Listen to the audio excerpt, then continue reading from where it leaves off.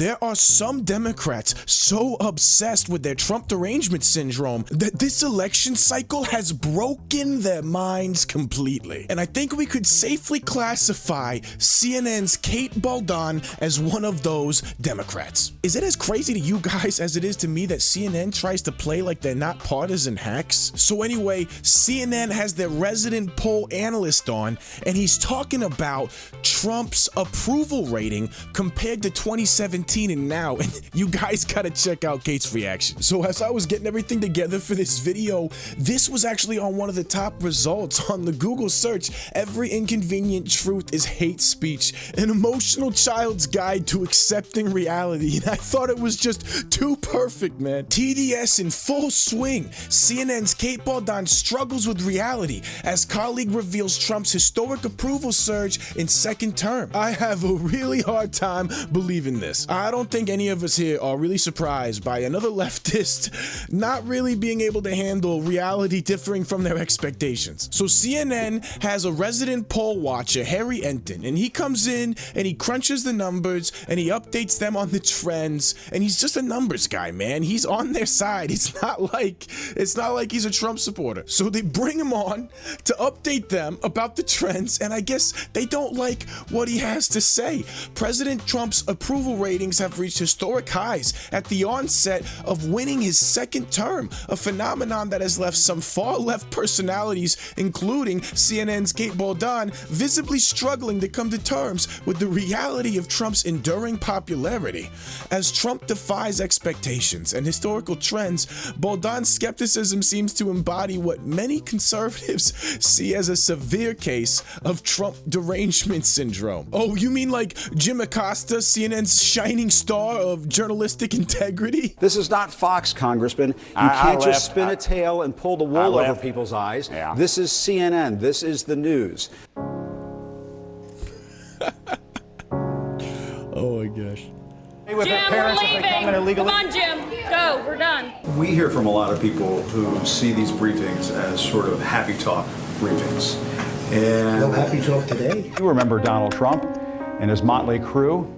Where's that motley coup? Man, things are just going so well for the corporate Borg right now. It's amazing. During a recent segment on CNN, data analyst Harry Enton presented a surprising statistical revelation that President Trump is the first president to have a higher net approval rating in the first month of his second term than at any point in his entire first term.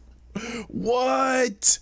Dude, I didn't even realize that. That's insane. Oh, whoa, my bad, guys. You can't really even see what. Let me zoom in here.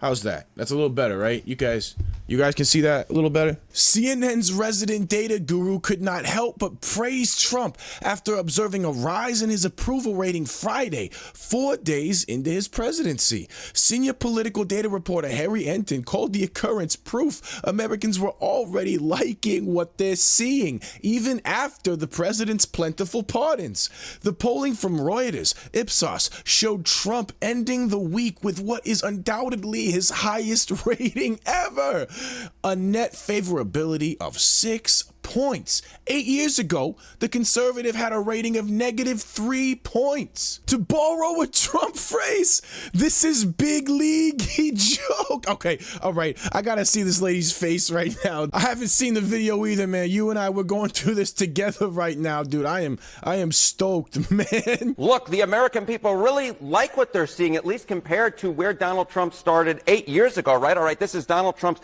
net approval rating. This is Reuters, Ipsos. It's among adults. It was taken the first few days of this administration. Look here. Back in January 2017, Donald Trump became the first president in history to start his presidency with a net negative approval rating. Look at where we are now in January 2025. Considerably better at +6 points. That's up 9 points. I have never had this thought until this moment, and I would actually get irritated with people when I heard this. But man, it almost works out better that we lost 2020 and we let them rig it. Oh my God. We let them destroy their own reputation. We gave them enough rope to hang their own reputation in the public's eye. Wild. To borrow a Donald Trump phrase, this is big league. This is a sign that the American people, at least initially, like what they're seeing. And so you see right here, more Americans approve of Donald Trump's job, then disapprove, and that is very much unlike what we saw 8 years ago. So compare the rating now to the entire first term. Yeah, so it's not just that he's doing better than where he was doing 8 years ago. It's that he's doing better than he ever did during his entire first administration. Yo, guys, it was those poor approval numbers that fueled that whole 4 years of resistance.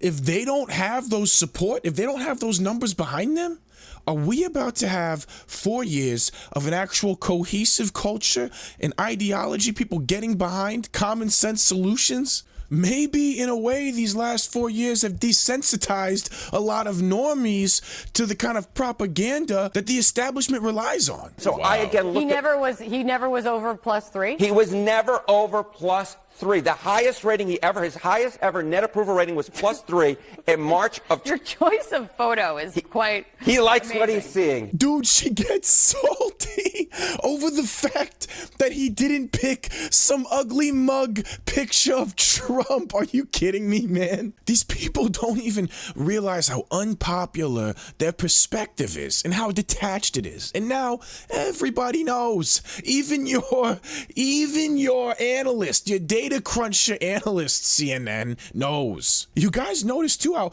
this entire time he's kind of like subtly pushing back on her vibes on the sentiment she's offering, which is really interesting. A really interesting shift post-election on CNN. He's smirking at the American media. Did we red pill CNN's data cruncher? What is going on right now, dude? Doesn't like you. Maybe not. Although he should like these numbers and the way I'm presenting them. You look at she is so salty. January 2025. Look at that. Again, you get +6. So Donald Trump isn't just in a better position than he was 8 years ago at this point. He's in a better position than he was at any point during his entire first term. Things have very much turned around. This is a very different Donald Trump. He's leading a very different administration, the way he's attacking things. And the American public is very much more in line with him than they were at any point during his entire first term. Well, I would say, correction, this is not a very different Donald Trump. Correction? Well, actually, excuse me, sir.